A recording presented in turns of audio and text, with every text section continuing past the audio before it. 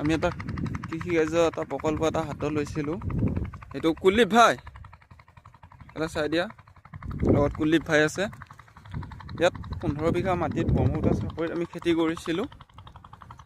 খেতিটো আমাৰ মানে সিমান লাভো হোৱা নাই, সিমান লছো হোৱা নাই, কাৰণ ফচল কিন্তু সঠিকভাৱে লাগিছে। আপোনালোকে বেঙেনা চেঙেনা দেখিবলৈ পাইছে। এইফালে মই ভিতৰৰ ফালে নাযাওঁ, বাট এইটো কাৰণে লছ হৈছে, আমি সকলো কাম মানে হাজিৰা মানুহ বা বেলেগ মানুহৰ ওপৰতে ডিপেণ্ডেণ্ট কৰি কেনে কৰিব লগা হৈছে।